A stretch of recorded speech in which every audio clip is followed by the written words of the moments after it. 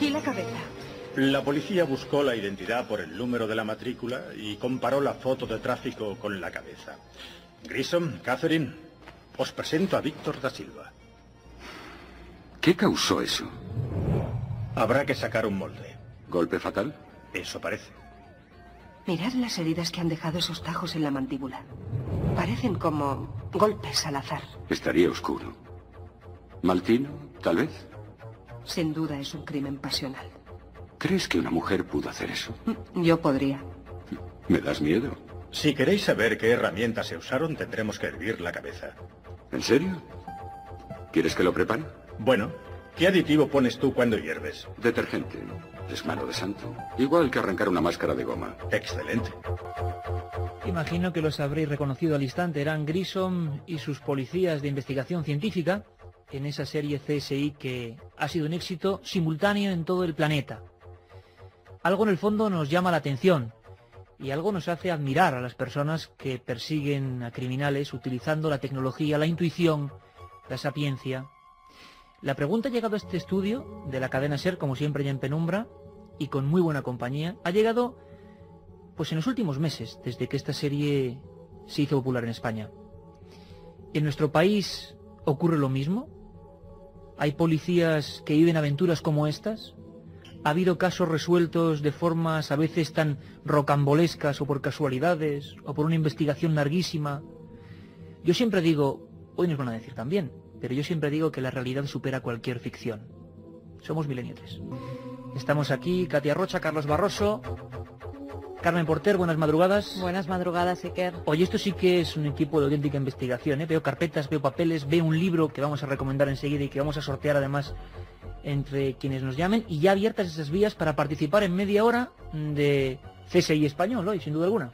Pues sí, esas líneas ya están abiertas, ya sabéis, al 7640, palabra clave, Milenio, espacio y lo que queráis. Tenemos a los invitados idóneos para que les preguntéis sobre crímenes. Vamos a hablar sobre CSI, sobre casos reales españoles. Ya sabéis, 7640, palabra clave, Milenio, y vuestras preguntas.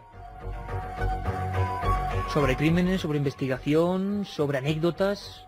Imagino que de todo hay, como en todas las profesiones, pero en esta con una intensidad muy especial. Y vamos a sortear 5 libros, ¿no? 5 libros muy concretos que luego Katy al final del programa da a los ganadores entre todos los que llaméis. Pues 5 libros de CSI, casos reales españoles, escrito por Carlos Verbel, que va a ser uno de nuestros invitados, y editado por La Esfera de los Libros. Imaginaos escenas que yo creo que serían dignas de CSI, de esa serie. Por ejemplo, ¿qué tal si marcamos una fecha en el calendario, 30 de octubre del año 92, y nos imaginamos en un paraje más o menos solitario de Granada? Y yo os pregunto a todos, amigos oyentes, ¿cómo os sentiríais si de repente, por ejemplo, estando con vuestra pareja, en un momento de cierta aparente soledad, repentinamente, como si fuera un espectro, aparece un individuo embozado en un traje oriental, negro, tapado hasta los ojos, que nos dispara una ballesta, que saca una espada, que dice que es hijo de la secta de los dragones de la noche, que pretende matarnos, y que encima empieza a cantar las notas de una especie de sintonía ancestral que solo él comprende.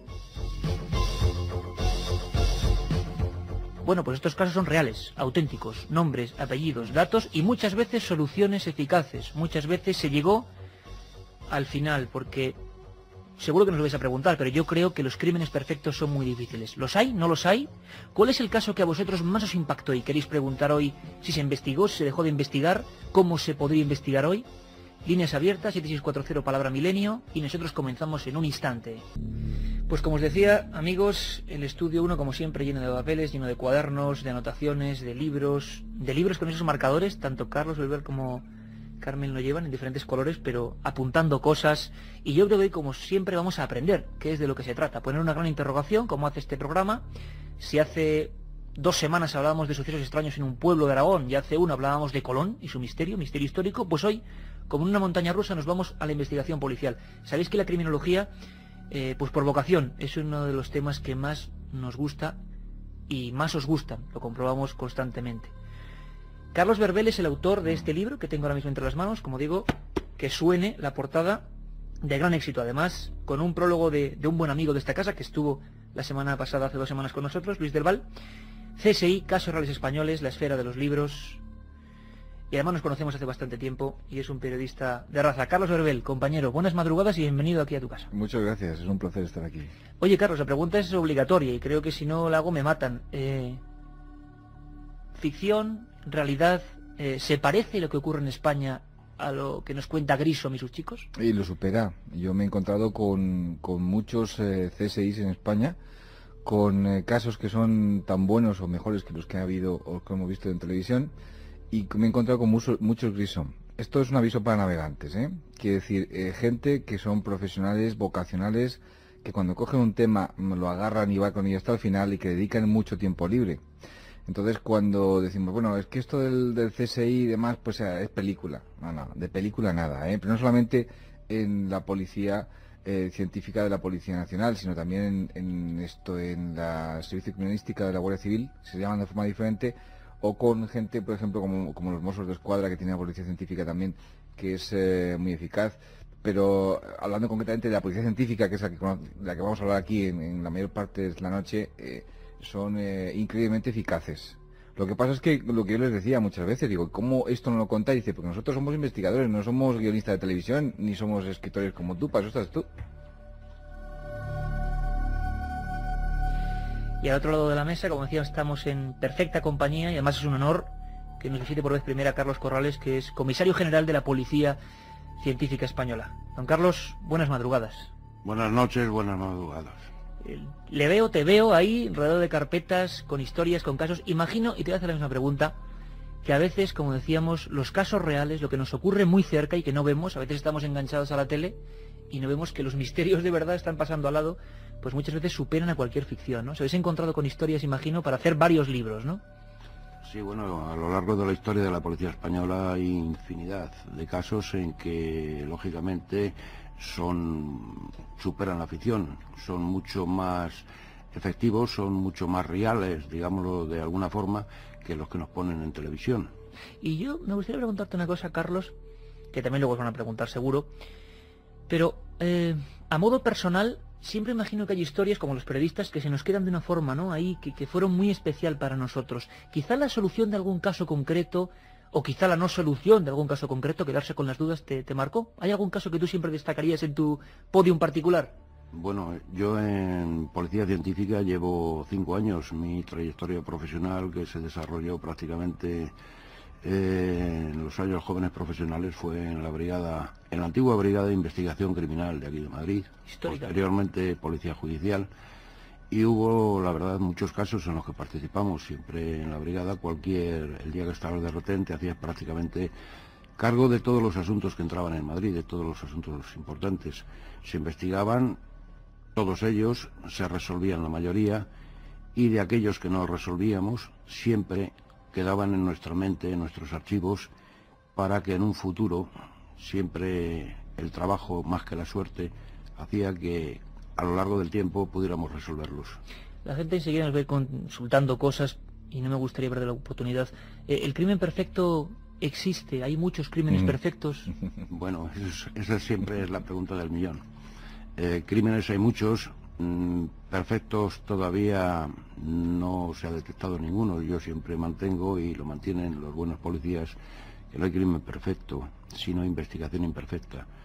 La mayoría de las veces cuando se investiga un hecho criminal nos vamos a encontrar en que muchas veces no es la policía la primera que llega. Van a llegar unas veces funcionarios de determinado sitio, van a llegar sanitarios que van a tratar de ayudar a la víctima, van a entrar vecinos, van a entrar curiosos, y cómo no. Muchas veces quien primero toma la noticia es la prensa. Entonces, efectivamente, para la policía es muy importante el encontrarnos en la escena del crimen tal como la dejó el autor. Allí, como muy bien dice Carlos Berbel en su libro, siempre hay un intercambio de datos, digámoslo de alguna forma, entre la víctima o entre la escena y el criminal. El criminal se lleva algo de esa escena y siempre deja algo de sí mismo. Eso es lo que tiene que buscar el investigador y sobre todo el policía científico. Si nos encontramos con que esa escena ha sido alterada, ha sido modificada, nos han cambiado las líneas de investigación y nos puede llevar a conclusiones erróneas. Carlos, yo estaba contando una historia que puede parecer un guión de esos de televisión. Un tipo vestido de ninja que se creía, si no recuerdo mal, dragón de la noche. Si nos podía recordar rápidamente algunos datos, Carmen, para que ahora Carlos nos cuente cómo pues se el fueron caso llevando las ocurre un día investigaciones. 30 de octubre de 1992. José Luis, Román Juárez y Adoración Bravo García se encontraban en su coche en un lugar conocido como Cumbres Verdes, no muy lejos de Granada, cuando se vieron sorprendidos por un chico vestido como un ninja. Apuntándoles con una ballesta hizo salir a la pareja de su vehículo y los ató a un árbol, mientras les decía que pertenecía a la secta de los dragones de la noche y danzaba recitando una extraña oración. Acto seguido disparó una flecha sobre el pecho de José Luis. Adoración logró soltarse del árbol y se abalanzó contra el agresor, que inmediatamente sacó la katana que llevaba en la espalda y le asestó varios golpes, hiriéndola en la mano, el hombro y la cabeza. José Luis se arrancó la flecha del pecho y logró dar una pedrada al ninja, que herido salió huyendo.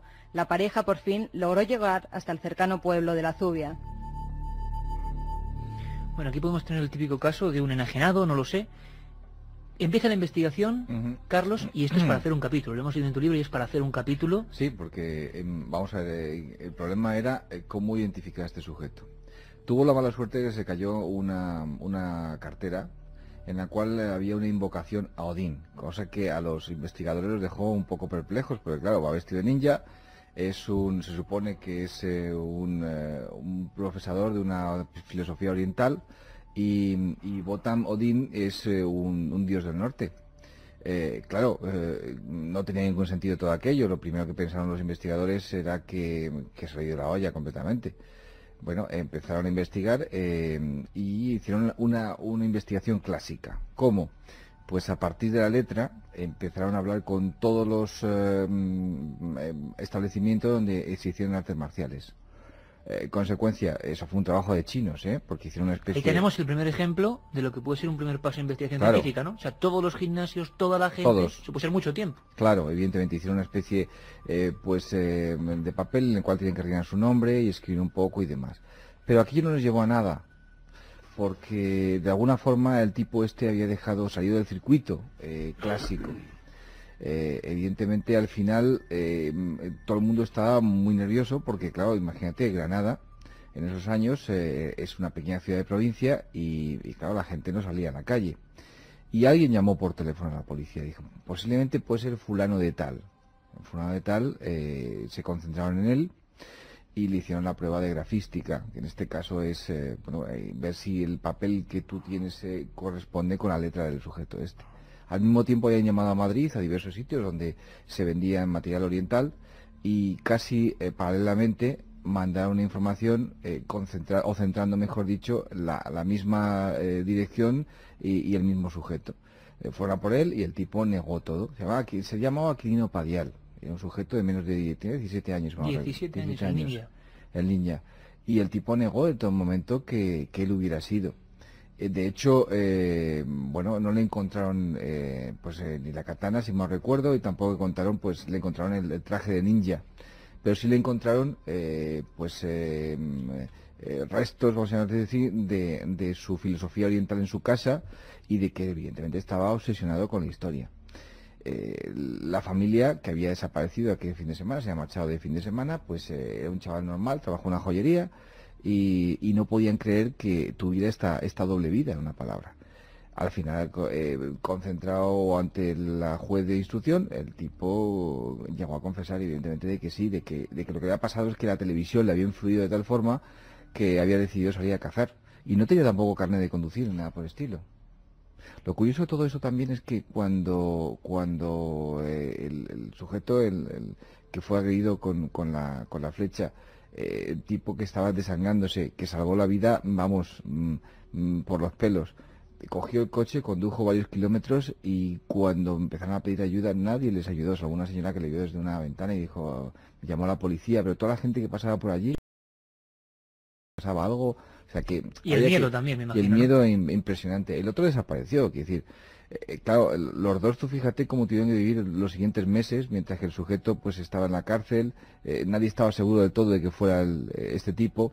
La policía científica, la Brigada Provincial de Policía Científica sí estaba seguro, porque cuando hicieron el cotejo de las dos, de la letra dubitada e indubitada, tanto del sujeto, la que habían dejado, mejor dicho, en la escena del crimen, como la de que habían obtenido el sujeto, llegaron a la conclusión al 100% de que era él. Entonces, llega un momento en el cual el investigador tiene la certeza, aunque dice, bueno, esto no es, dijéramos así, pues una fórmula matemática, pero ellos llegan a tener la certeza completa de que ese tipo es el que están buscando. Es curioso, cuando lo tienen tan metido, es curioso cómo llegan a la conclusión, y después meter todo tipo de dudas, necesito lo que tú quieras y demás, pero dentro de mí tengo la seguridad material de que este tío es quien lo hizo.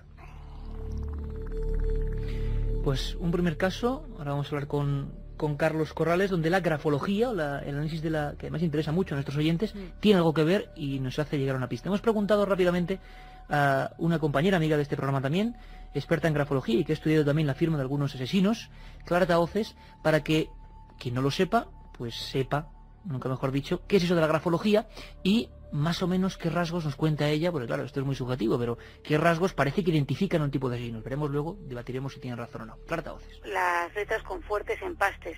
Esto es una cosa que se ve como unas letras que se ciegan o se cegan en los óvalos, y también las partes bajas quedan como si fuera como si un boli estuviera defectuoso y la tinta se hubiera salido y diera como un especial relieve a la letra, que eso en apariencia, si descartando la posibilidad de que un bolígrafo esté defectuoso, en verdad pues es un rasgo de fuerte sensualidad, que eso se ve en muchos casos, sobre todo de asesinos que tienen unas tendencias de tipo sexual o un móvil sexual para cometer esos crímenes, ¿no? Y luego hay otras cosas, por ejemplo, los asesinos que utilizan armas blancas, como por ejemplo pues el caso de Jack el Destripador, se observan como rasgos de cuchillos y de objetos punzantes en la firma y en las letras, ¿no? Por ejemplo, la firma de Jack el Destripador, él firmaba Jack de Ripper, este D, que es T-H-E en inglés, pues la T, la barra de la T la hacía como si tuviera una forma de cuchillo, ¿no? Y en este mismo asesino destacan un rasgo que son lo que llaman micrografismos en grafología, que son una especie de dibujitos muy pequeños de tamaño minúsculo que él hacía en las cartas que mandaba al Scotland Yard contando sus fechorías, y en los que se escenificaba a sí mismo asesinando a sus víctimas, ¿no? Estos micrografismos son muy típicos de los psicópatas, de las personas psicopáticas. Pues a ese 7640, palabra clave, Milenio Espacio, y vuestras preguntas, vuestras opiniones ya nos están llegando muchas. Por ejemplo, la de Cristina desde Cáceres, que pregunta que cómo se llega a ser CSI, qué formación se necesita y si les preparan psicológicamente para enfrentarse al crimen. De lógica, ¿no, Carlos? Bueno, es de lógica y es una pregunta que incluso en la Comisaría General nos hace muchísima gente, mucha gente que nos visita, otros que nos escribe, nos llama, y muchos hijos de amigos o de compañeros y tal. Bueno, yo, toda esta gente que esté interesada, no se entra directamente en policía científica. Primero hay que hacer la oposición al Cuerpo Nacional de Policía, cualquiera de sus dos escalas o categorías, a la escala básica o a la escala ejecutiva, y después de superado los cursos de formación en la escuela, pues entonces, si hay vacante, pues se puede optar a ingresar en alguna de las unidades de policía científica. Carlos, hablábamos ahora mismo vamos a seguir luego con las preguntas de los oyentes, de grafología. La escritura nos revela ciertas cosas. ¿Os habéis encontrado con más casos parecidos donde la escritura ha ayudado, aparte del ninja de Granada? Bueno, la escritura es una de las áreas fundamentales en policía científica. La tenemos dividida en dos áreas fundamentales, una el estudio de documentos, o sea, falsedad documental, y otro el estudio de la escritura manuscrita. Nosotros no vamos a ir buscando cuáles son los rasgos psicológicos. Claro, pues es peligroso también, ¿no? Porque imagino que ahora alguien está escribiendo y dice, bueno, si Clara pilla mi firma, vamos, pero no siempre imagino que indicará esos rasgos, ¿no? Nosotros lo que vamos a ir buscando es la identidad de la persona que ha realizado esa escritura. Es decir, en nuestros bancos de datos tenemos miles y miles de escrituras ya detenidos, pueden aparecer en otros hechos, se van a cotejar, o en un momento determinado, cuando hay un sospechoso, se le pide o bien al juez o a los compañeros que haga un escrito o redacta un escrito con una serie de palabras que nosotros le vamos a decir que puede contener en el documento en que se está estudiando. Entonces lo que vamos a estudiar precisamente son los rasgos de esa escritura. Vamos a comprobar la identidad, si cierra más o menos las letras, si las prolonga.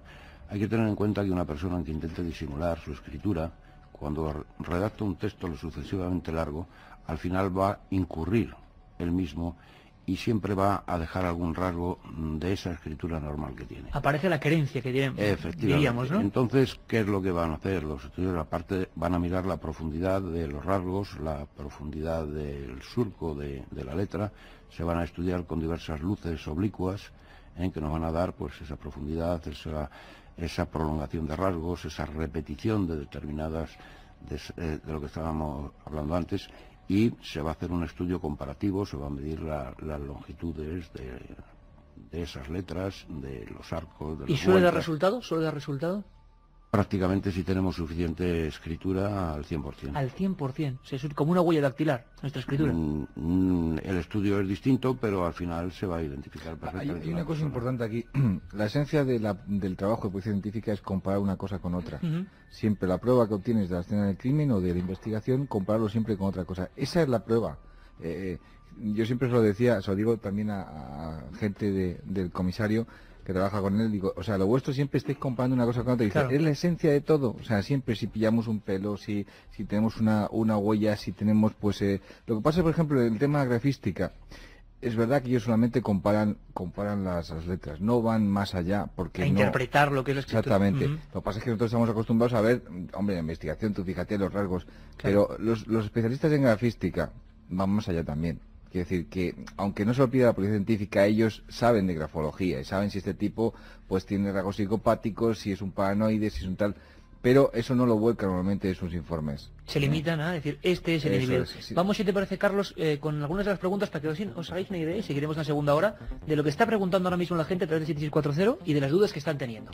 Bueno, a modo de resumen, decir que la gente pregunta sobre todo por el caso de Alcácer, por el caso de los Galindos, el de los marqueses de Urquijo Lo y hablábamos también a el micrófono asesinato del cerrado. padre Coraje. Esos son los 4 temas estrella que nos está preguntando todo el mundo. Claro. Por ejemplo, un oyente, Javier Piñeiro, desde Coruña, nos dice, ¿por qué los CSI españoles no han podido resolver el caso de Alcácer? ¿O es que los resultados no se han dado a conocer? Bueno, luego, si queréis, hablaremos de Alcácer, o al menos puntualizaremos, ¿no? Ahora más o menos vamos a ver un panorama de qué piensa Bueno, la gente. muchos seguidores de la serie. ¿El CSI de España también posee semejante tecnología de investigación como la que vemos en la serie?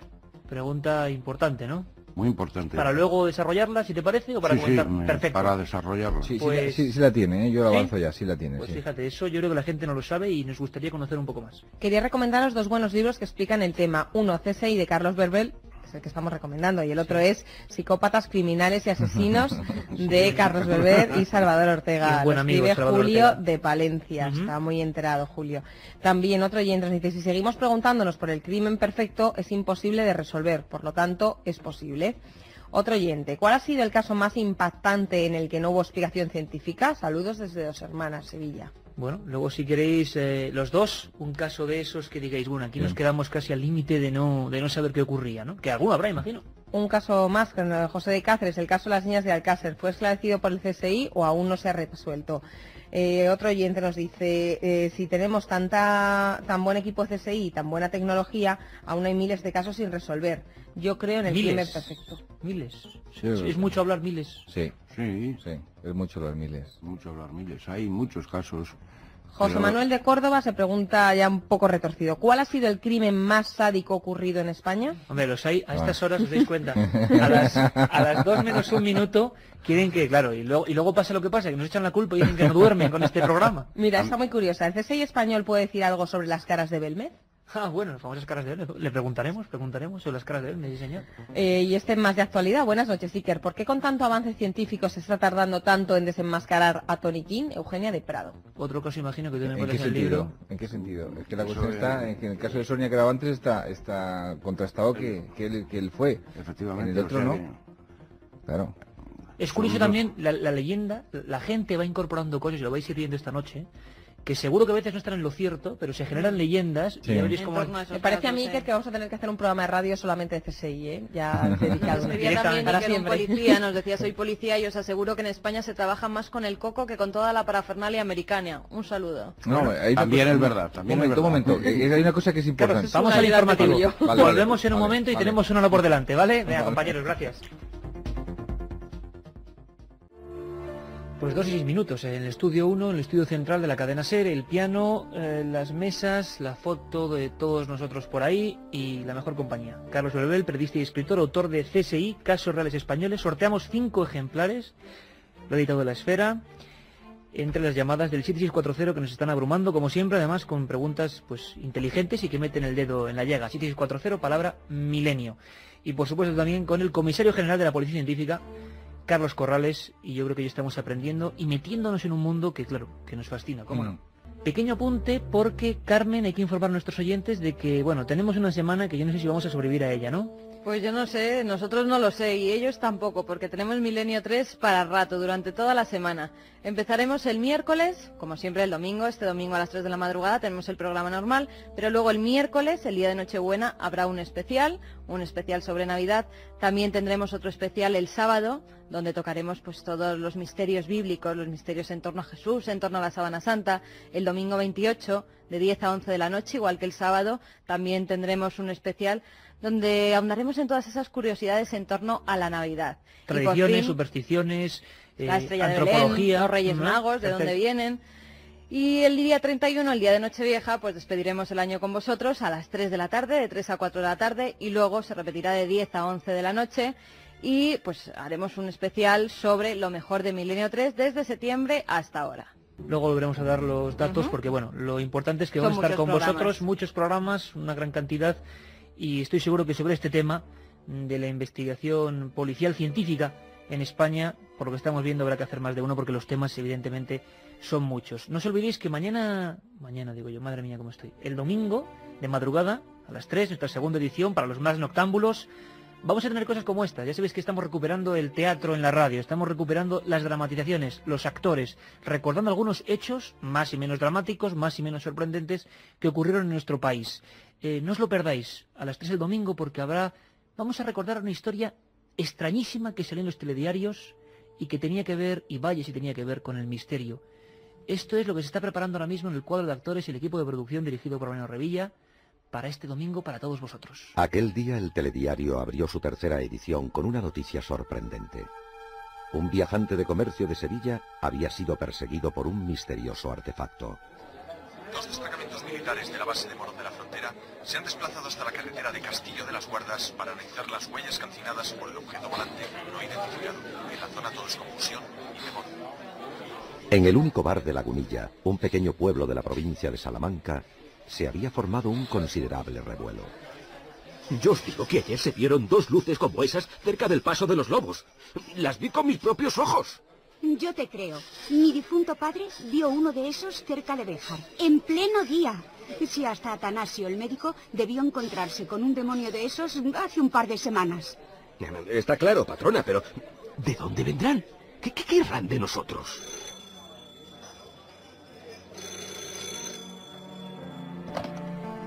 Dígame.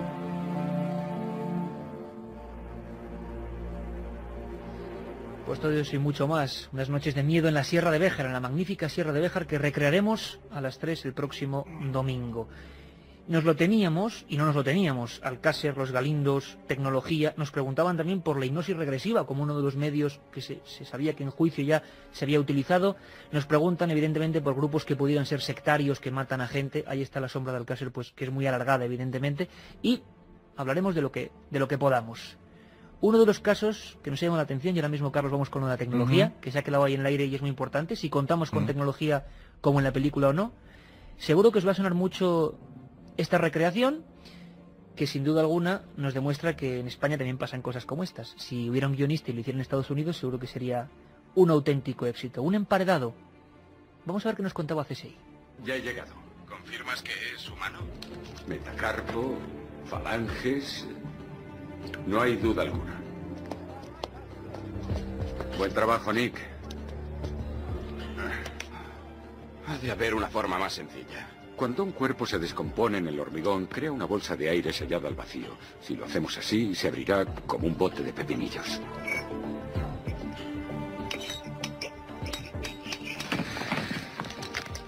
£10 a que el dueño vende la casa. Según la ley, tienes que registrarlo todo. 3 habitaciones, 2 baños y un esqueleto.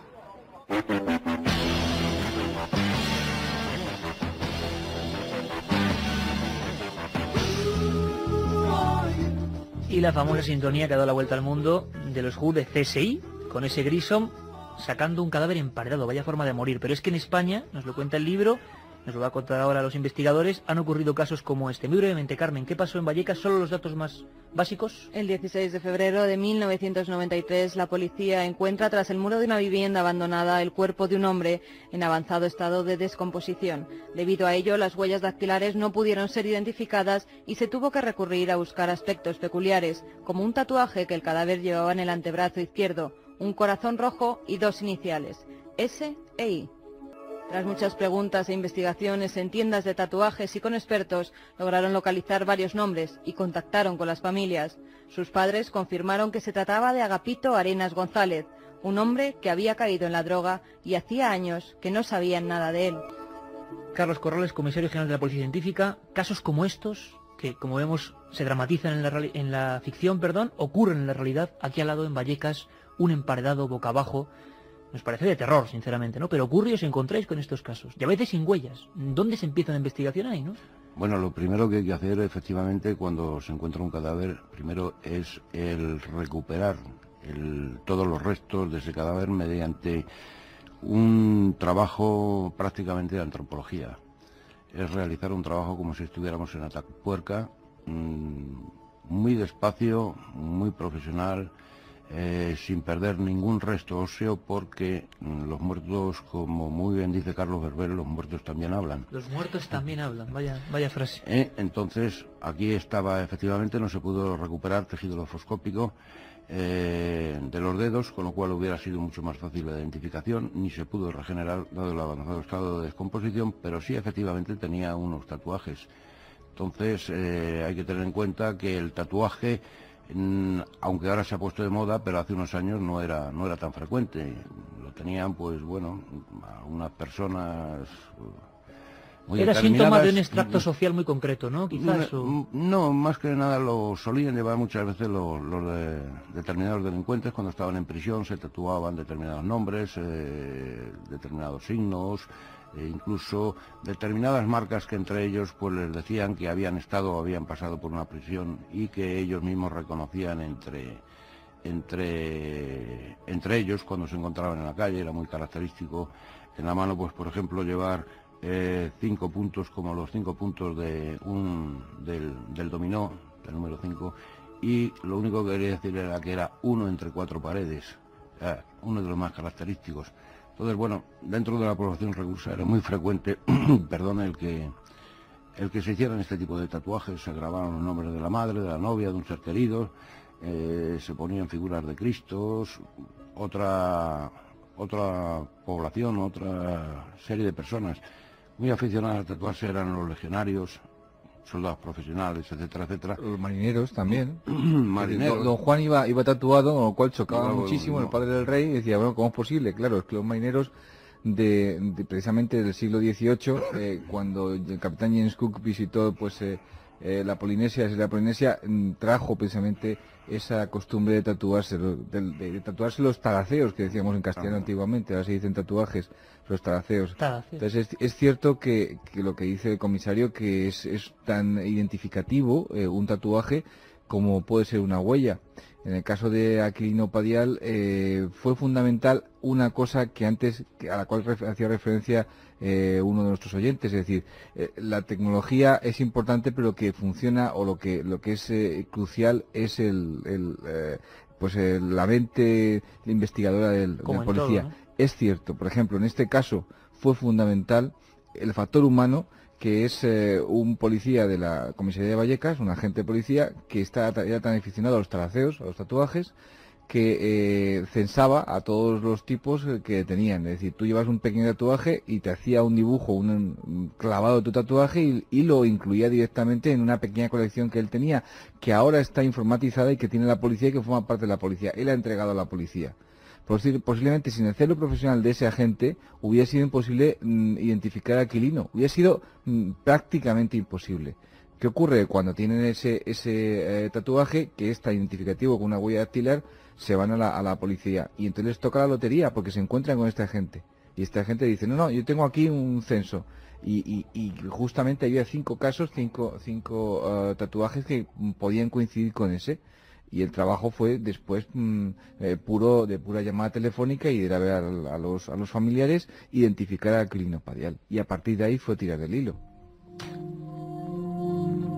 Pero efectivamente, además, no solamente está lo que hizo este policía de la comisaría de Vallecas, se hacía prácticamente en todas las unidades de policía judicial, tanto de las brigadas como en las comisarías. Pero además hay una cosa, desde hace mucho tiempo en policía científica se rellena una ficha antropométrica en que van a constar todas las características de los detenidos, la estatura, el color del pelo, el color de los ojos, si tiene cicatrices, si le falta algún dedo, si tiene algún defecto al andar, al caminar, si tiene alguna lesión, etcétera, etcétera. Todo eso se recoge, actualmente está informatizado, forma parte de nuestro banco de datos de Interpol y lógicamente ahora podemos incorporar a nuestro banco de datos no solamente la imagen, sino la fotografía de esos tatuajes, con lo cual la identificación es mucho más rápida. A mayor número de datos que vayamos dando haciendo la búsqueda en los ficheros, menos candidato nos va a dar y más selectivo va a ser la búsqueda. Antes era la escritura, ahora el tatuaje, diferentes formas de llegar a una víctima en este caso, pero yo me quedo también, Carlos, con la escena, ¿no? La escena que tuvieron que vivir una serie de personas de baja extracción social que están en una casa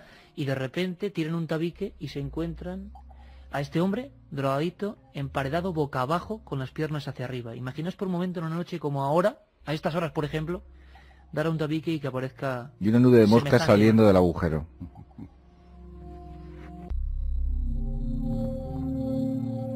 Vamos a hablar de esa pregunta, tecnología, ¿os parece? Tecnología, ¿qué disponemos? ¿Qué se está haciendo? Y lo hacemos con nuestra voz, Carlos Barroso, que os voy a introducir en una cosa que es por la que adivinábamos que toda la gente iba a preguntar. Y siguen preguntando, ese 7640, Salva de Madrid, por ejemplo, nos decía, ¿existen esas gafas de ver sangre, aunque se limpie la moqueta? Sí. Sí. Interesa la tecnología, ¿no?, que se utiliza al verlo en CSI. Bueno, pues vamos a ver, efectivamente en CSI estamos viendo que se ve una luz, efectivamente es una luz forense, es una luz de una frecuencia determinada de onda y con una cierta oscuridad y utilizando un producto que estamos utilizando nosotros, denominamos luminol, nos va a hacer, incluso aunque se haya limpiado esas manchas de sangre, va a reaccionar y nos van a dar una luminiscencia, con lo cual se van a poder recoger, se van a poder incluso fotografiar y una vez trasladadas al laboratorio, en el laboratorio de biología ADN, nos va a determinar efectivamente el grupo sanguíneo, si es de hombre, si es de mujer y sobre todo el código genético o el perfil genético de esa persona, de esa sangre a quien pueda corresponder. ¿Cómo adelanta la ciencia? ¿Cómo avanza la tecnología? ¿Y cómo puede utilizarse eso en favor de descubrir misterios, que es lo que hace en el fondo la... Hay una cosa que es importante, muy importante explicar. Con Internet, con el mundo se ha empequeñecido. Las policías mundiales se conectan en tiempo real. La Policía Científica Española, junto con la Servicio de Criminalística, están unidos también en una organización que se llama EMSI, que es, digamos, un centro de coordinación y homologación de trabajos. Bueno, es una red Eso que es. ha cumplido este año precisamente 10 años de existencia. La Comisaría General fue socio fundadora de la red EMSI y es la red europea de laboratorio de ciencia forense. No solamente estamos en esta red policías, sino hay también universidades, hay cátedras de medicina legal y hay institutos de toxicología. En España somos 3 laboratorios los que actualmente estamos integrados en EMSI.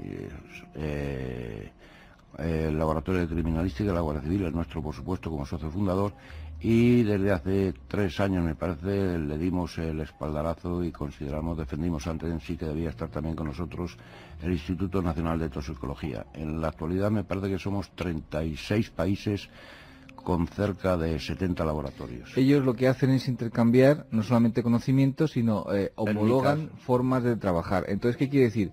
Que el análisis de la escena de crimen, por ejemplo, que se hace en España, es idéntico en metodología que se hace, por ejemplo, en Francia, en Alemania o en Inglaterra. Pero no solamente eso, los americanos, por ejemplo, son especialistas, digamos, en producir esa tecnología que estamos viendo en CSI, que ellos tampoco tienen esa tecnología superpuntera, pero la que ellos tienen, la que ellos utilizan en estos momentos, es la que utilizan también aquí en España o lo que utilizan en el resto de Europa. Quiere decirse que todos en el avance de la investigación van al mismo tiempo. Gracias a la tecnología, antes sería imposible. Gracias a la tecnología, claro, y sobre todo, claro, porque ahora mismo no solamente es eso, sino que además los policías científicos de aquí en España hablan con los de Estados Unidos o hablan con los de Inglaterra o Francia en tiempo real.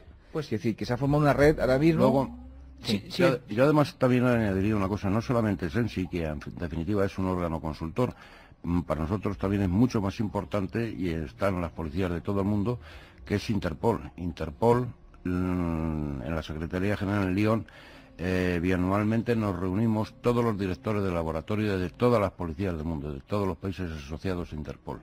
Ahí intercambiamos, tenemos lo mismo que en ENSI, el mismo número de grupos de trabajo, que son 14, en que abarca todas las áreas de la ciencia forense, y ahí en Interpol vamos a intercambiar experiencias, datos, información, tecnología, metodología, etcétera, etcétera, con todas las policías del mundo. Lo que nos da la impresión, a ambos Carlos lo digo, es que esto ha avanzado muchísimo, evidentemente. Y lo que está preguntando la gente es si esto antes, si tuviéramos estos medios hace unos años, hubieran pasado casos como estos. Escuchamos y ahora hablamos, ¿vale? Hay nombres que no podremos borrar jamás de la memoria. Nombres de pueblos que quedaron marcados para siempre, como Alcácer. Nombres de lugares mucho más concretos, que fueron en su día un inexplicable baño de sangre, como el Cortijo Los Galindos.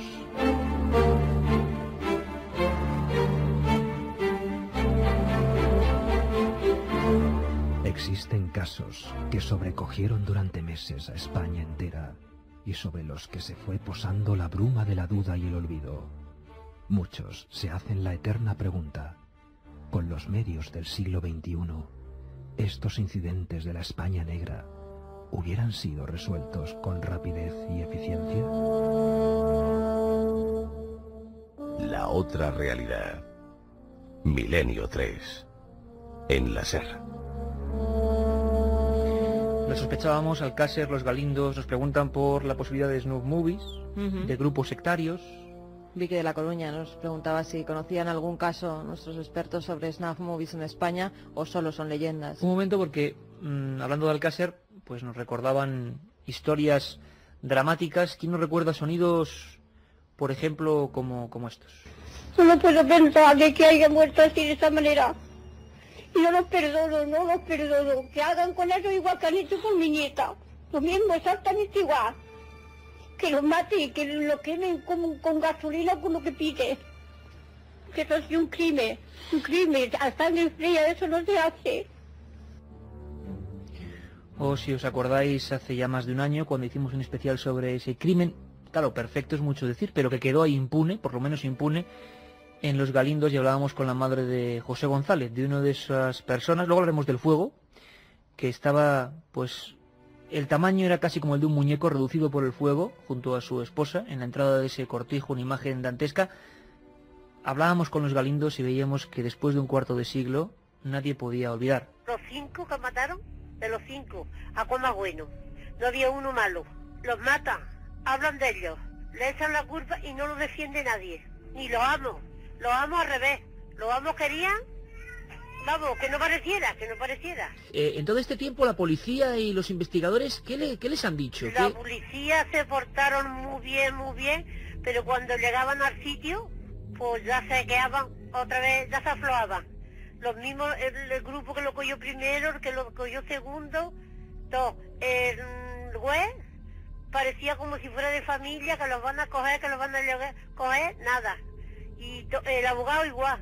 El abogado que sí, que los van a parar, que nada, que tampoco nada. Que ellos no robaron, ni ellos tenían dinero, ninguno de los 5, nada. Los mataron sin saber por qué ni por qué no.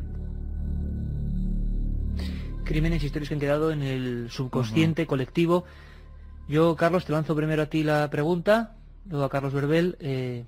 Sé que son dos historias muy diferentes, ¿no? Pero Alcácer y los Galindos se llevan la palma. ¿Por qué la gente pregunta tanto por estos casos?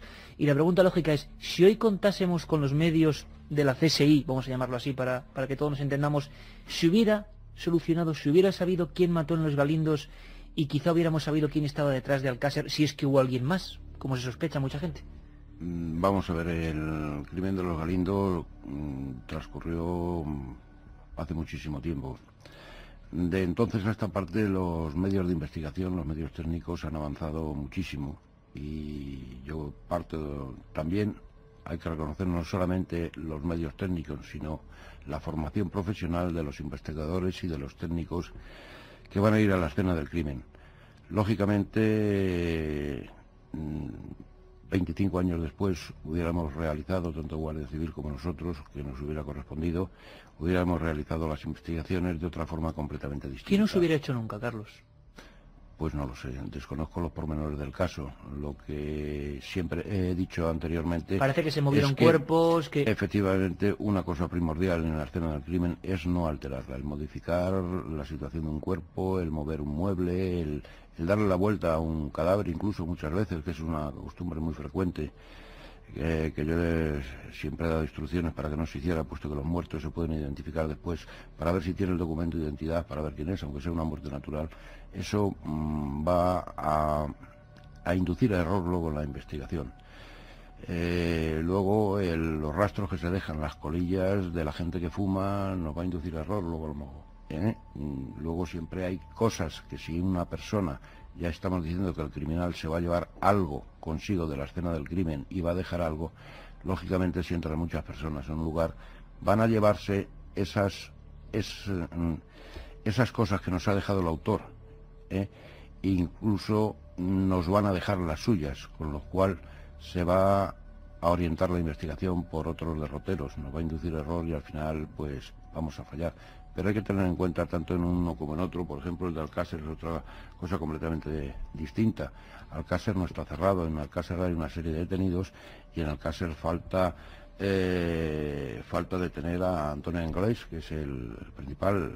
Se hizo una magnífica investigación, se formó luego un grupo conjunto entre Guardia Civil y Policía, se le hizo el seguimiento de Antonio Inglés cuando se fugó hasta Lisboa, allí sabemos que embarcó en un carguero, que le descubrieron como polizón, que se cogió un bote y se lanzó al agua, que una patrullera lo devolvió otra vez al barco y que cuando llegó a Irlanda, pues en el camarote que estaba había desaparecido, estaba la escotilla abierta y había desaparecido un chaleco. Se conoce que ganó la costa a nado, aunque hay otra teoría que dice que también pudo ahogarse. Prueba de ello es que unos meses después nosotros recibimos de la policía irlandesa, tuvimos conocimiento a través de los compañeros de la Comisaría General de Policía Judicial que en el condado de Cook había aparecido un cráneo que lo tenían en la universidad.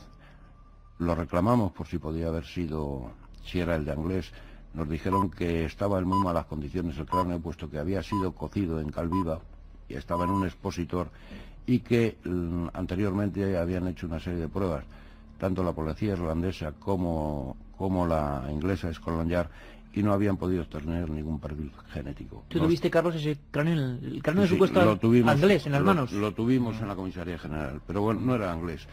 Reclamamos ese cráneo, conseguimos la correspondiente autorización y se trasladó el cráneo a la Comisaría General. Se hicieron durante 6 meses estudios, no coincidían los estudios antropométricos con las imágenes que teníamos de las fotografías de Antonio Inglés, puesto que tienen una disfunción en una de los arcos superciliares, y al final nuestro laboratorio de biología, tras 6 meses de intentos, consiguió hacer extracción de ADN.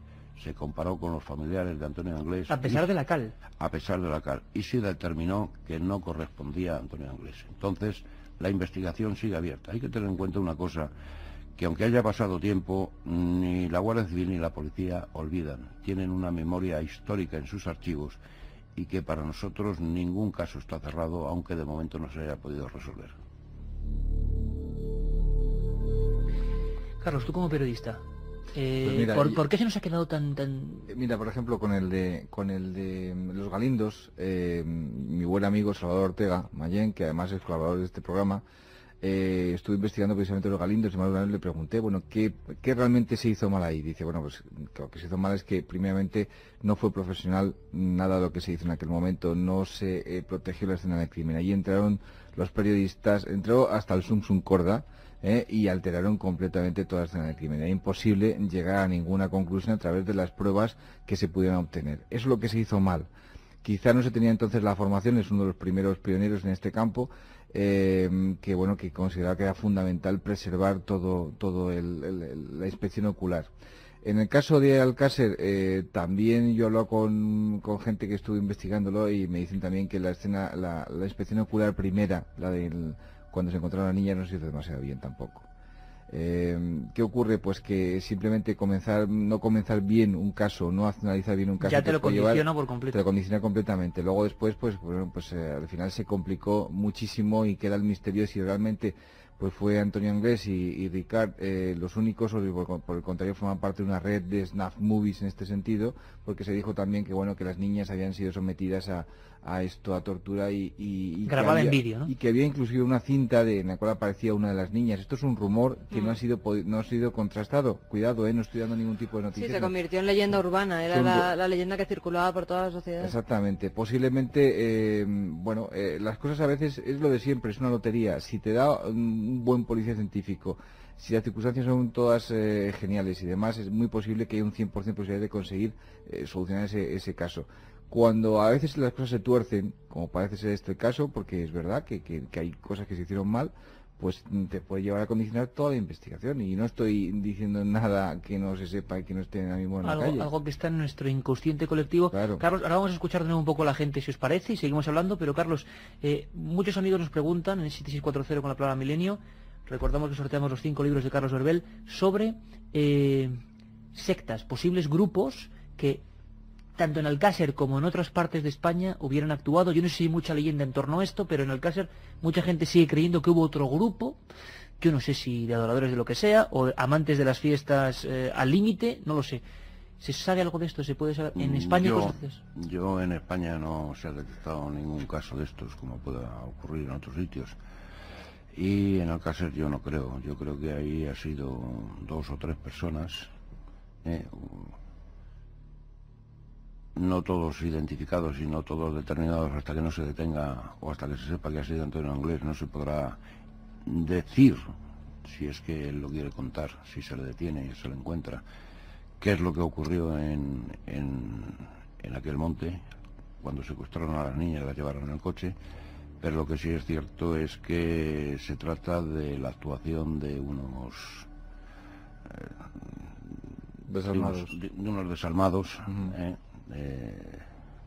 faltos de todo escrúpulo, y que cometieron una auténtica barbarie con las niñas. Había que aplicar aquí el concepto de la navaja de Occam, que dice que siempre ante varias explicaciones la más plausible, la más posible, la más simple. Entonces, es fácil encontrar aquí, pues si un grupo de snuff movies, un grupo de sectas satánicas, si hubiera habido algo de eso, posiblemente hubiera salido. Quiero decir, la verdad tiene una fuerza que al fin del camino siempre termina por saberse, aunque hay algunos casos, pues por ejemplo con el caso de esto de los marqueses de Urquijo, que al final solamente hemos conocido a uno de las personas que tomaron parte y había otras que no han sido detenidas, que curiosamente si ahora alguna de ellas en estos momentos sale y dice yo fui uno de los que participaron, no pasa nada, ¿no? Porque está prescrito. En España normalmente el asesinato suele prescribir a los 20 años. En otros países como por ejemplo Inglaterra no prescribe nunca. De hecho ahora mismo va a ocurrir algo muy importante que hay que hacer mucho hincapié, que el gobierno aprobó recientemente una modificación de la ley de enjuiciamiento criminal que va a posibilitar en un futuro que estos señores puedan tomar el ADN como lo toman por ejemplo en América, que el sujeto, el sospechoso, no pueda negarse, como ocurre en estos momentos, a que se tome el ADN y que ellos tengan que hacer unas componendas para obtenerlo. Por ejemplo, en el caso de King, que ha sido fundamental para cambiar este estado de cosas, y ellos lo estaban pidiendo. Lo que pasa es que, claro, es un gobierno conservador y desde el gobierno se pensaba que podían acusarles pues de intentar montar un gran hermano. Bien, el caso de King y sobre todo el CSI, que ha sido como un, curso acelerado en policía científica, es decir, nadie ve raro que la policía pueda servirse de estos métodos. ha llevado a introducir esto, a decir, bueno, vamos a ver, King, ¿por qué se le cogió? Se le cogió principalmente porque la mujer en un momento dado va y denuncia a su marido porque piensa que es sospechoso de este tipo de historia. Bueno, la policía científica y los investigadores le ponen el cerco al sujeto y obtienen de forma alegal, porque por supuesto no está regulado y lo que no está prohibido expresamente, lo dice el derecho, está permitido. Obtienen restos genéticos de este señor que luego después comparan y que tienen la certeza de que es él, y luego va y le detienen y lo ratifican luego después. Ellos han tenido que inventarse sistemas, por ejemplo, tú como no quieres dar por ejemplo el ADN y como por ejemplo si es el juez pues no te puede obligar tampoco, salvo en casos muy contados. Por lo que te da, lo que me puede dar a mí, que soy policía científico, y a la policía judicial, que es la que hace el registro, es el registro de tu casa. Entonces yo me voy directamente a tu servicio, te cojo el cepillo de dientes, te cojo tal y te saco la ADN de ahí. Eso fue un poco lo que pasó con el tema de King. Fue brillante. Se negó a que se le hiciera un frotis bucal, que es lo más rápido para... No hace falta ni extraer sangre, ni únicamente un frotis bucal con un bastoncillo, y él se negó. Entonces, en el registro de su casa, lógicamente, un guardia civil cogió unos efectos, nosotros cogimos un cepillo de dientes, o pues las herramientas normales que utilizas, o los utensilios normales que utilizas en casa, o si no, muchas veces se ha identificado mucha gente.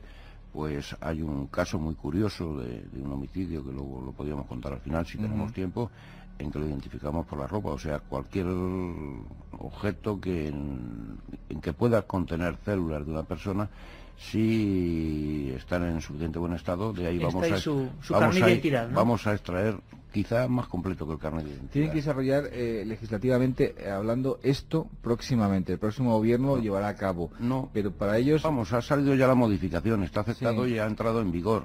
Le da mucho más facilidades a la autoridad judicial, y ahora lo que hay que hacer es desarrollar el reglamento, que ha salido un poco, que dice que los ministerios de Justicia e Interior desarrollarán, etcétera, etcétera, y la forma en que se grabarán esos perfiles genéticos, cómo se intercambiarán los datos entre policías o entre autoridades judiciales u otras policías del extranjero. Y lo que pretendemos pues es, con el sistema CODIS de Guardia Civil, que es la mejor base, que tiene el FBI en la película CSI, es idéntico. Es la mejor base de datos que hay de gestión de ADN, pues con los ficheros que tenemos, el poder, no solamente el hacer una búsqueda en los bancos de datos nuestros, el poder hacer una búsqueda entre todos los socios de ese software en toda Europa y en todo el mundo. El gobierno no sabemos qué es lo que hará, pero lo que sabemos es lo que pregunta la gente. Vamos a ver ahora qué nos comenta la gente y vamos a ver qué nos contentan nuestros amigos. Pues nos preguntan muchos datos técnicos sobre el CSI, mucha curiosidad despierta, cuántos años lleva, si van armados, cómo se puede entrar, en cuántas delegaciones hay en España, un montón de preguntas técnicas. También un chico que dice que es médico, posee el MIR, y qué debe hacer para ingresar en el CSI. ¿Me vale el título para algo? A ver, ¿qué le contesta un médico? Sí, bueno. ¿Vale? Algo puede hacer. Bueno, pues es muy interesante esta pregunta y además tengo datos para poderlo contestar. Bueno, lo primero, aquí nos habla de una cosa que yo quería comentar. Nosotros tenemos una pequeña diferencia respecto al CSI americano. El CSI trabajan para la policía o están contratados de alguna forma. La diferencia es que en España somos policías. Y luego además somos técnicos científicos en un tanto por ciento muy elevado. ¿Cómo se entra? Pues lo he contestado antes. Primero hay que hacer la oposición por alguna de las dos formas, o a la escala básica o a la escala ejecutiva, y luego a partir de ahí, si se tienen unos determinados conocimientos, pues entrar en las unidades de policía científica. Unidades de policía científica tenemos 182 en España, con un laboratorio central que está en Madrid y dos laboratorios territoriales, uno en Barcelona y otro en Sevilla. ¿Y cuánta gente somos? Pues tenemos, aparte de eso, 24 brigadas operativas, 13 secciones, 61 grupos, 87 equipos, y los equipos están en casi todas las comisarías de las ciudades, de lo que nosotros denominamos el 6x6 en Madrid. Pues en todas las comisarías hay equipos de policía científica que realizan lo más básico. En total, ¿cuántos somos? Pues somos muchos. Somos cerca de 1.400 en toda España, y con un alto nivel de preparación, o bien en el área criminalística de lo que es propia de la policía, como puede ser lofoscopia, balística, documentoscopia, etcétera, etcétera, y luego en técnicas científicas. En la Comisaría General, pues prácticamente el 50% son licenciados superiores, y tenemos pues 26 biólogos, 14 químicos, 10 farmacéuticos, 3 veterinarios, 3 geólogos, un matemático, 2 físicos, 5 médicos cirujanos, un doctor en acústica, otro doctor en odontología. De acústica, precisamente, etcétera, etcétera. Vamos a hablar en unos segundos en eso de reconocer voces. Mira, es un mensaje aquí interesante. Mayos de Cáceres dice, ¿hay material genético relacionado con la predisposición al asesinato? ¿Podría estirparse en el futuro el gen del asesino? Yo creo que esa chica ha visto Minority Report, ¿eh? No hay nada de eso. Quiero decir, vamos a ver, hemos hablado, cuando hice mi anterior libro con Salvador Ortega, y hablábamos de esto, no hay ninguna prueba científica en estos momentos que ratifique que el psicópata, en este sentido asesino o criminal, nazca. Es decir, no se sabe porque no se sabe cuál es la razón principal. No se puede identificar a nadie por su nacimiento, por su rasgo genético, ahora mismo. César de Barcelona os quiere poner a prueba. Si utilizo un traje como los de la guerra bacteriológica, nadie me ve y me hago con un arma, ¿cómo me cogeríais si además altero la zona del crimen? A ver, decidme. Bueno, pues que no lo intente porque seguro que le cogemos, pero no se lo voy a contar porque eso mismo nos están haciendo muchos delincuentes cuando van a robar y les pillamos. Claro, esta la pregunta a muchos oyentes. ¿Investigan únicamente actos delictivos o siguen también otras líneas como podrían ser fenómenos paranormales? No, nosotros lo que hacemos es contrastar. Nosotros no, si tenemos dudas o si hay cosas raras que se salen de lo que es la criminalística, no vamos a emitir ningún informe, aunque sí hemos participado en algunas investigaciones que se han dado por ilógicas y que no eran del caso nuestro, que no tenían explicación científica desde el punto de la criminalística, pues en muchos casos, como las caras de Belmer, que también estuvimos, o sea, ha habido asuntos en que sí, efectivamente se ha contado con la policía, pero no es un asunto de criminalística. ¿Qué recuerdo, Carlos, tienes de las caras? Es que es uno de los temas que tratamos aquí en profundidad, de las caras de Belmer. ¿Realmente estuvo la policía allí investigando? Yo entonces era algo más joven y ya sí sé que hubo algunos informes, porque además ha sido un caso que creo que todavía sigue despertando mucha expectación. Pero no sé que no entra dentro de lo que es el planteamiento científico. Digamos que se puede encontrar uno como policía y como policía científico ese tipo de casos que llegan, pero claro, ¿cómo medir eso, no? Es un poco difícil, ¿no? Eso, pues yo me imagino que algunos, y muchos los hay, somos un poco como las meigas, no existen para verlos ahí, en que hay efectivamente pues aficionados que a otro nivel, no solamente lo que es el científico y no solamente lo que es el criminalístico, pues van a participar en alguna...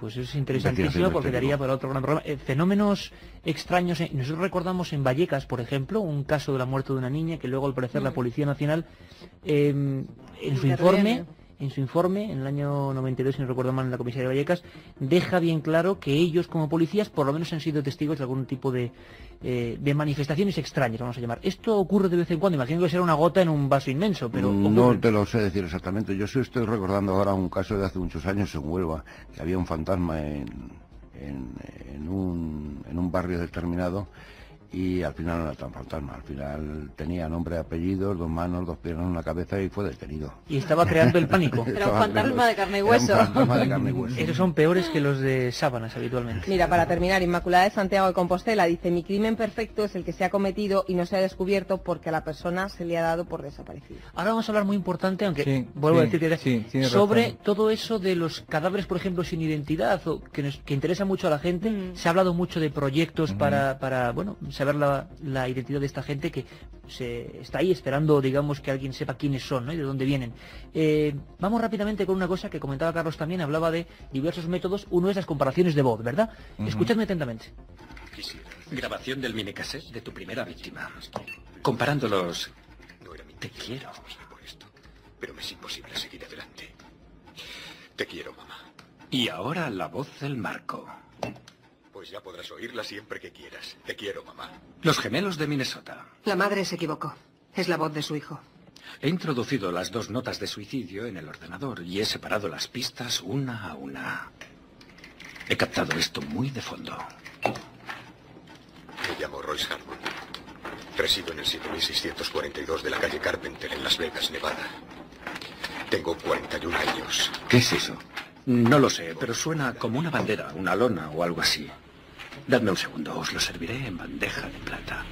Vaya música este Oceanic de Vangelis. A mí no sé por qué me recuerda siempre al niño de Somosierra, ese caso tremendo, Juan Pedro Martínez Gómez. A ver si... Salen tantos casos, ¿verdad? Hacemos un programa aquí, nos juntamos unos cuantos y claro...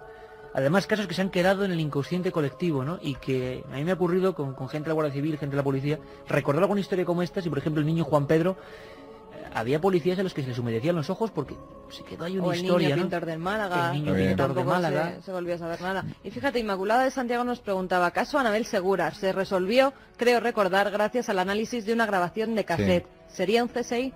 Sí, completamente. Antes lo decíamos fuera de micrófono. Estos señores, la Policía Científica Española, la Policía Nacional, hay algo en el cual superan a los americanos, a los franceses, a los ingleses y prácticamente a todos, porque es el único sitio donde se hace, justamente en España, que es el perfil criminal a través de la voz. Ellos tienen un equipo, no solamente de técnicos, sino también de psicólogos, a través del cual pueden identificar, pueden hacer lo que se llama el pasaporte vocal. Pueden identificar al sujeto y saber su extracción, de dónde viene, sus intenciones. O sea, lo que hacen normalmente los americanos a través de la escena del crimen, que te deducen, te dicen, bueno, esto lo ha hecho un sujeto de estas características, tal. Bueno, pues aquí te lo hacen prácticamente todos los días. Son muy discretos porque tampoco les interesa demasiado dar mucha alegría a la historia. Pero en el caso, por ejemplo, de Anabel Segura, ellos ratificaron que precisamente Emilio había sido el sujeto, el que había hablado, el que había hecho la voz concretamente. Recordamos que se enviaron unas grabaciones de no ella, ¿no? Pero no solamente eso, sí, además ratificaron que no había sido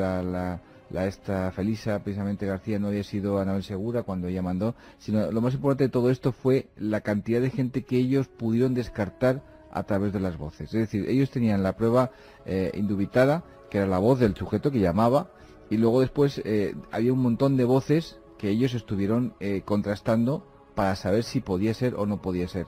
Entonces fue fundamental descartar todas esas voces. No se fueron más de 100 personas que ellos descartaron concretamente como posibles sospechosos, hasta que llegaron a Emilio y le identificaron con toda seguridad. O sea que en este caso fue justamente quizás el gran trabajo fue ese. Y luego después otro trabajo posterior que no tuvo mayor importancia porque ya había esto confesado, que fue a través de todos los aparatos que encontraron en la casa, determinar de modo científico dónde había sido grabada.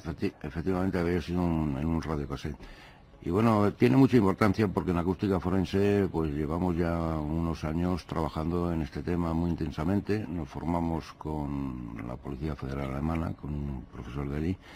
Y desde entonces, pues bueno, hemos ido avanzando, mantenemos nuestros criterios, tanto de los que son ingenieros como de los fonotistas. Nosotros estamos por la tendencia mixta, incluir las dos áreas de actividad.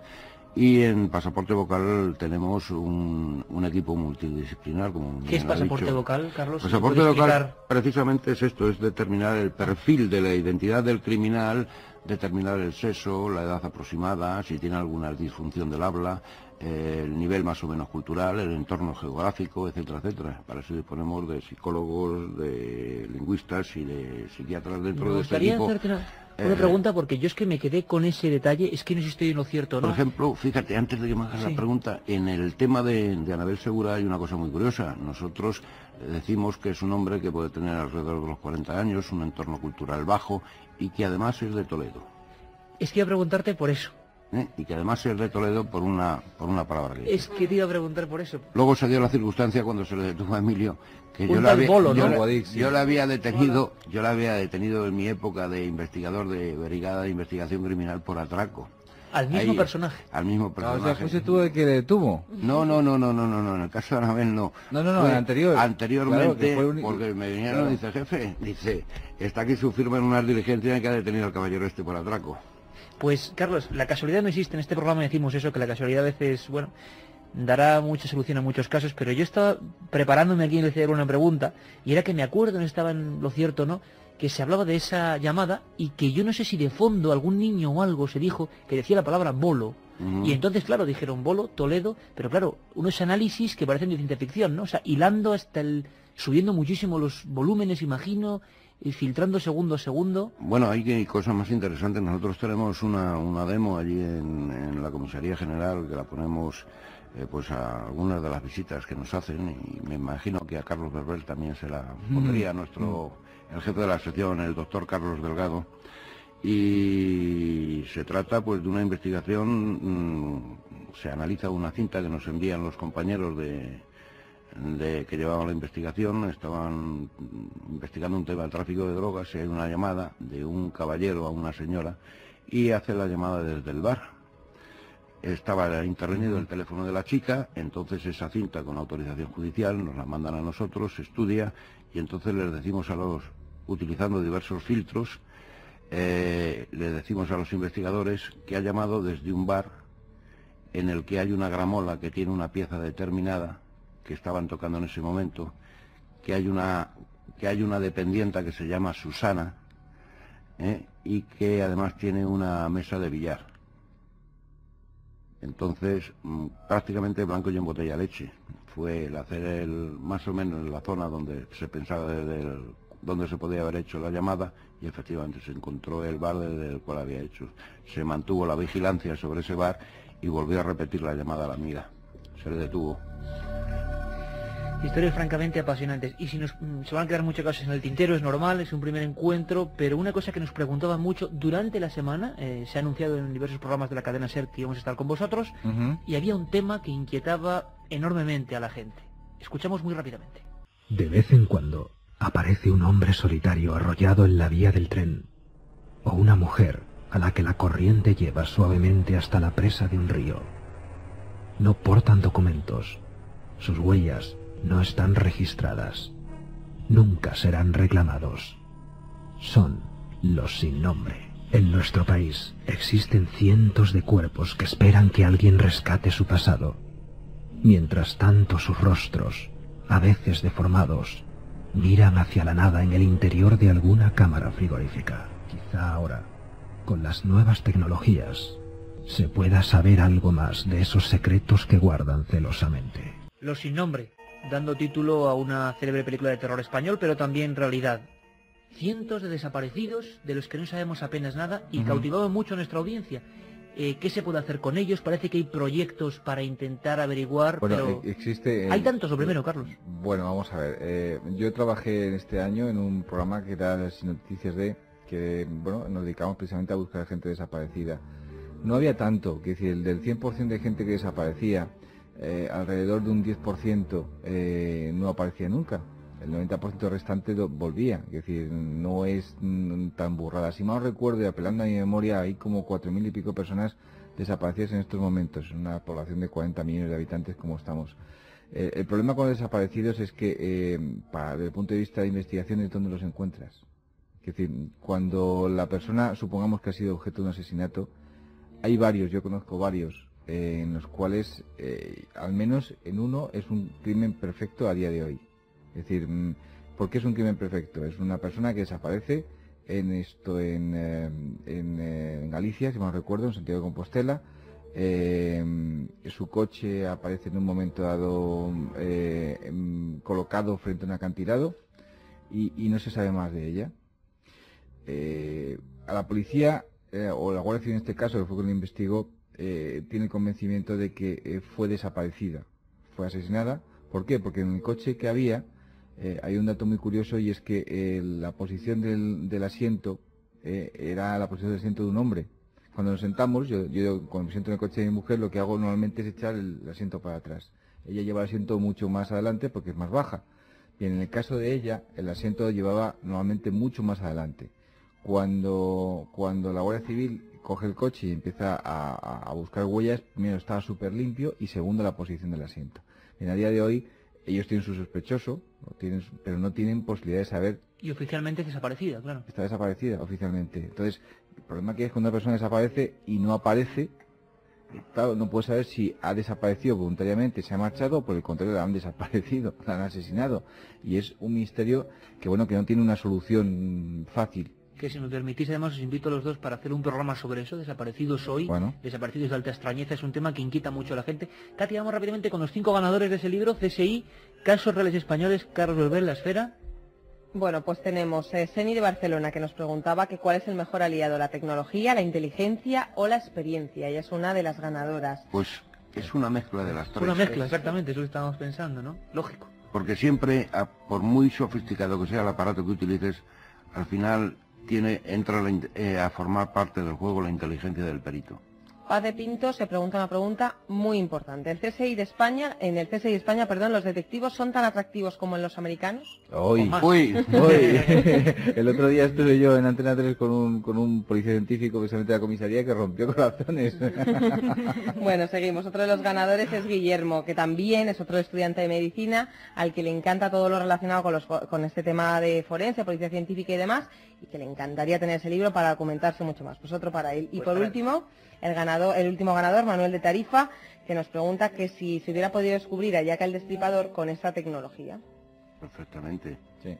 Hoy dejó mucho escrito, ¿no? Y sí, dejó muchas cosas. Ya no he tenido. Le falta uno. Era uno, ya decía yo, que había cada uno para ti, ¿no? Último, así, Inmaculada de Santiago, que de Compostela, que antes leía esa reflexión que hacía, que su crimen perfecto es el que se ha cometido y no se ha descubierto porque a la persona se le ha dado por desaparecida. A ver si un día hablamos, por cierto, Katia y Carmen, programas especiales, rápidamente. Programas especiales el sábado, el domingo, de 10 a 11, y también el día 31, además del día de Nochebuena, que estaremos a las 3 de la tarde. 3 de la tarde... 26, 27, 28, 31. Los 4 días vamos a estar seguiditos aquí. Bueno, aquí estamos enganchados al estudio 1 de la cadena SER, Milenio 3, y ha sido un placer. Hemos tenido con nosotros a Carlos Verbel. Que nos lo preguntaban, perdona un momento, si lo íbamos a poner en la web, tanto de cadenaser.com como ikerjimenez.com, pondremos las fechas para que ahí puedan ver los especiales y los que hacemos. Programas. En ikerjimenez.com, dentro de muy poquito, dentro de un par de semanas, vamos subiendo los programas. Carlos Verbel, periodista y escritor, autor de CSI, Casos Reales Españoles. Un abrazo y que no sea la última vez que vengas. Gracias. Que tenemos ya atrapado. Estamos ya en la segunda edición, ¿eh? Bueno, fenomenal. Y las que te quedan. Las que te quedan después de lo de hoy. Lo mereces. Y don Carlos Corrales, comisario general de la Policía Científica, pues que ha sido un placer, y a ver si en los siguientes programas ahondamos un poco más incluso en el misterio. Pues ahí te emplazamos. Será un placer. Ha sido un placer. Sí, porque se han quedado además casos como las orejas, que eran identificativas. Y además el señor Corrales ya está fichado en nuestro programa y que ya tenemos el teléfono, está más que fichado. Tenemos en audiencia que son auténticos detectives también y preguntan cosas, orejas, huellas. Bueno, habrá tiempo para todo porque esto se ha convertido en una pequeña red de CSI españoles. Ha sido un placer aprender con vosotros y seguro que muchísima gente lo ha hecho también, y eso sí que es muy importante en los días que corren. Un abrazo para todos, nos escuchamos, ya lo sabéis, domingo a las 3 con esas dramatizaciones. Un abrazo.